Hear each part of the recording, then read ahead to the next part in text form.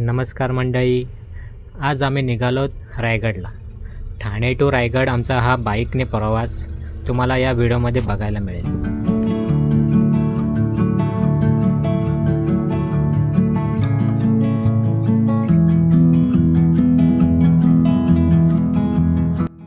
आमच्या प्रवासात आम्ही पनवेलवरून गेलो. ते समोर दिसते ते हे कर्नाळा किल्ला आहे.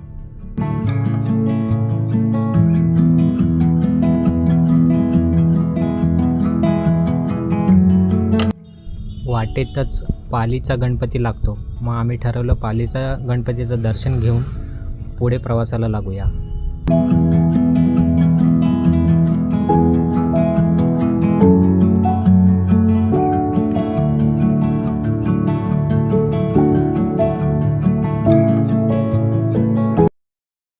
आता आम्ही आहोत पालीला. बल्लाळेश्वर मंदिर रायगडच्या रस्त्यात पाली मंदिर पडतं. तिथे एक कुंड आहे बघा. त्याच्यात कासव बघा तिथे. कासव दाखवतो तुम्हाला. ते प्लायवूडवर आहे बघा कासव. आता थोड्याच वेळात आम्ही रायगडच्या रस्त्याला लागू. धन्यवाद. पालीचं दर्शन झालं आणि आम्ही आतल्याच रस्त्याने रायगडला जायचं ठरवलं.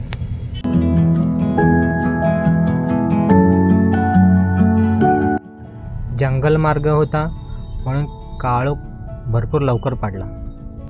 रात्रीच्या त्या भयान शांततेत मार्ग काढत आम्ही रायगडकडे निघालो होतो.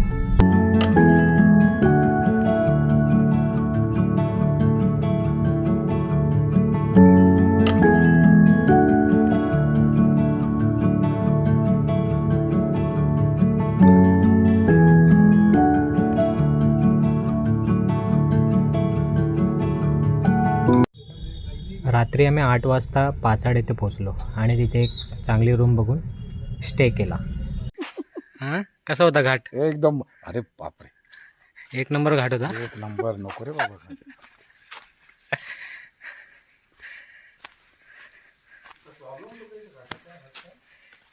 राणीने एक नंबर काम केलेलं आहे. अशी गाडी होणे नाही. रायगडाच्या पायथ्याशी थांबलोय आणि इथे पावसाची सुरुवात झाली. पावसाचा आवाज येतो का तुम्हाला? पाऊस पडू लागला.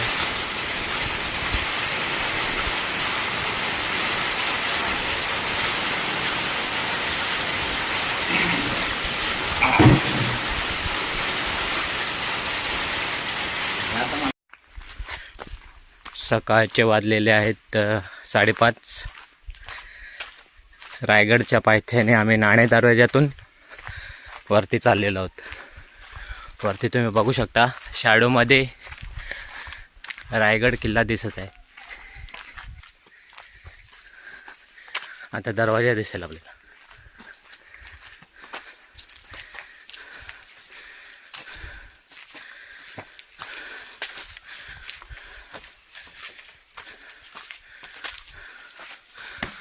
हा नाणे दरवाजा सध्या काम चालू आहे.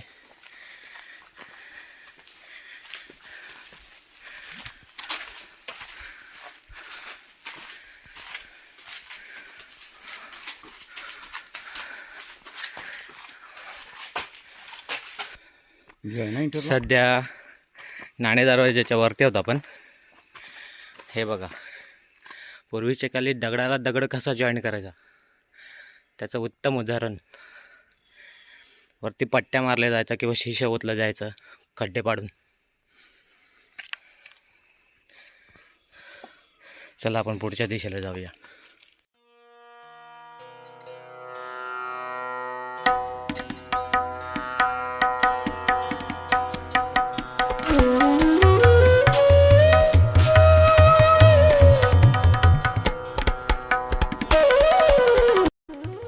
राजे, आपण आता श्रीमंत रायगडावर आपण चालत आहोत. खरंच महाराज इज ग्रेट. आपली कॅपॅसिटी नाही हो. महाराज म्हणजे महाराज होते आणि ते मावळे मुजरा असावा त्यांना. काहीच करू शकत नाही आपण. त्यांच्या पायाची धूळ काय. अरे ते हागले ते पण नाही. आपण गाढवापेक्षा आपण खराब जात आहे आपली. जय जिजाऊ, जय शिवराय, जय शंभूराजे.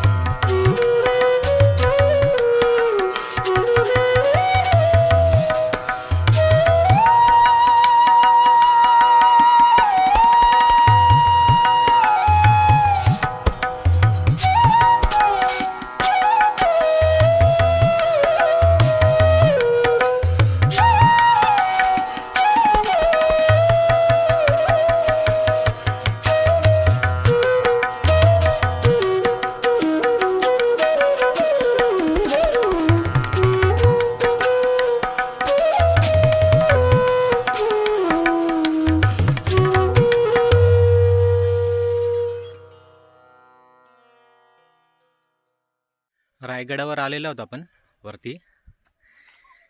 तिथे हा एक खांब आहे. असं बोललं जातं की या खांबाला बांधून शिक्षा केली जात असे. इथे औषधसुद्धा आहेत. हे खोदकामात सापडलेले आहे.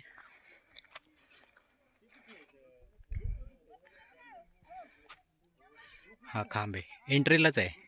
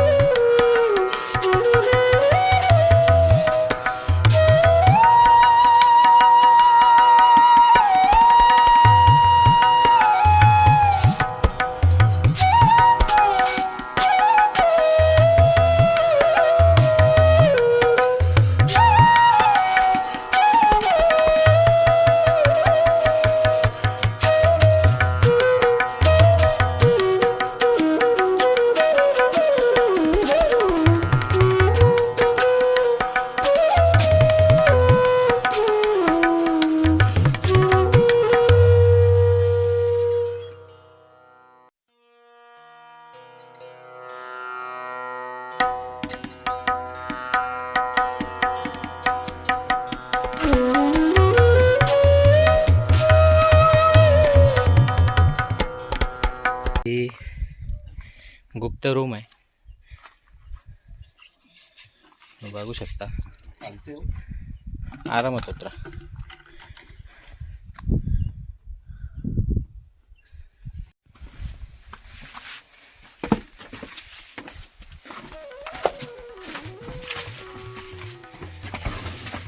घाण केली, सगळी घाण आहे.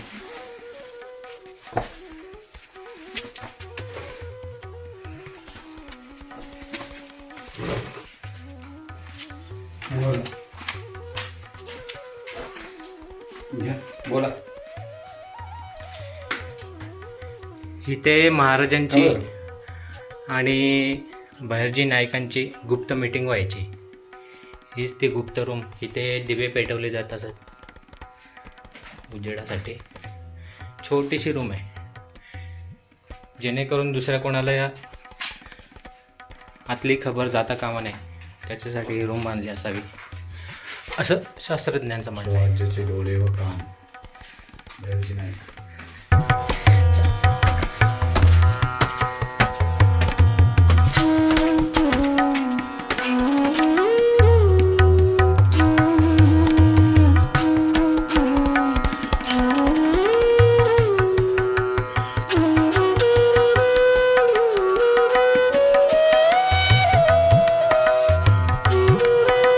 हा नगरखान्याच्या साईडनं हा इथे रस्ता येतो. हा पुढे जो रस्ता गेलाय हा खाली वाघ दरवाजाच्या इथे जातो. तुम्हाला आता तो रस्ता दाखवतो मी कसं जायचं तिथे. नंतर वाघ दरवाजाची थोडक्यात माहिती सांगतो.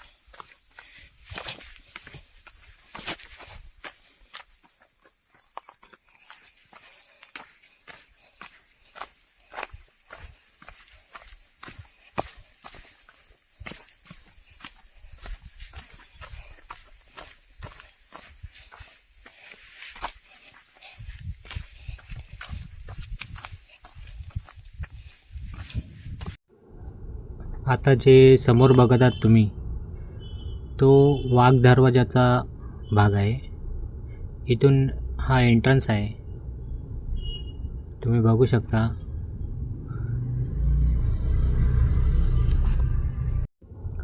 आता आपण आतमध्ये प्रवेश करूया. आतमधला भाग बघा तुम्ही. जसं जसं आपण पुढे जाऊ तसं तसं आपल्याला समजेल की पुढे रस्ताच नाही आहे, कारण की हा दरवाजा त्याला पायऱ्याच नाही आहेत, पूर्ण खोल दरी आहेत खाली. आणि हे समोर पोटल्याचा डोंगर आहे आणि तिथून समोर इथे वरती दारुगोळ्यांचा कोठार आहे.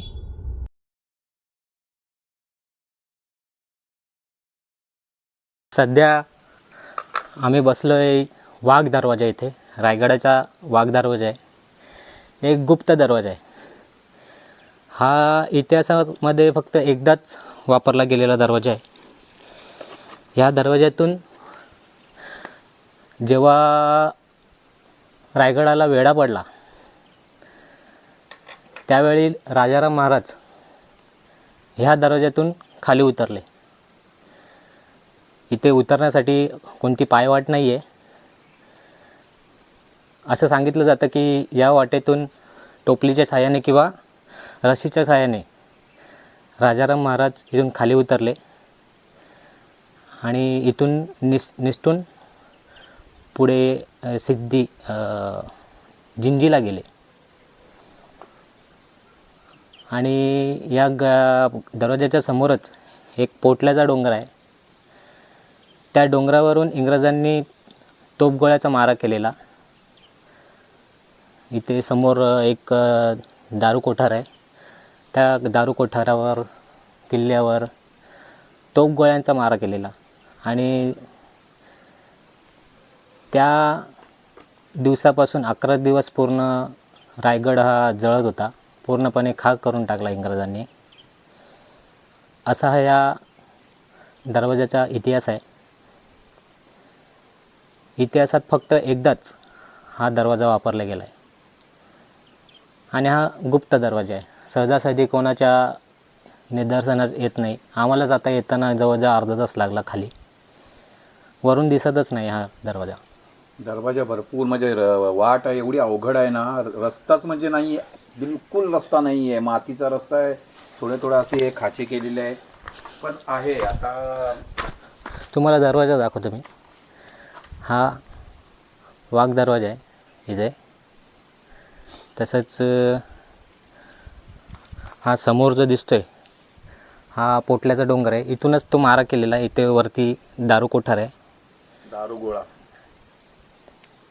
तिथे सर्व इंग्रजांनी तोफगोळे डागलेले आणि इथून खाली राजाराम महाराज उतरून खाली उतरले होते. नगारखान्याकडून डावीकडे आपण आलो की समोर एक मोकळी जागा दिसते. त्याला म्हणतात होळीचा माळ आणि तेथेच एक शिवरायांचा भव्य पुतळा बसवलेला आहे. पुतळ्यासमोर जे 2 रांगांमध्ये भव्य अवशेष दिसतात तेच महाराजांच्या काळातली बाजारपेठ आहे.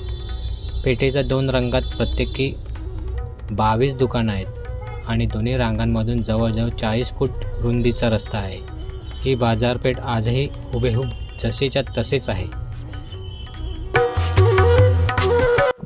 बाजारपेठेच्या पुढे आपण जर डाव्या साईडला खाली टेपावरून उतरलो तर आपल्याला टकमक टोकाकडे जाता येतं. टकमक टोकाकडे आपण जसं जसं पुढे जातो तसं तसं तो भाग पुढून निमुळता होत राहतो. डाव्या साईडला आपण बघू तर आपल्याला पूर्ण तटबंदी एकदम क्लिअरली दिसते. तसेच पाचाडचं दर्शनसुद्धा इथून होतं. पूर्वी शिवकाळात येथे गुन्हेगारांचा कडेलोट केला जात असे. जर उजव्या साईडला आपण बघितलं तर 2600 फूट खोल दरी तिथे आहे.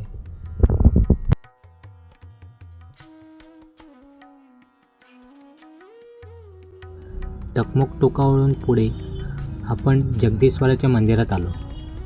दर्शन घेतलं आणि मन तृप्त झाले.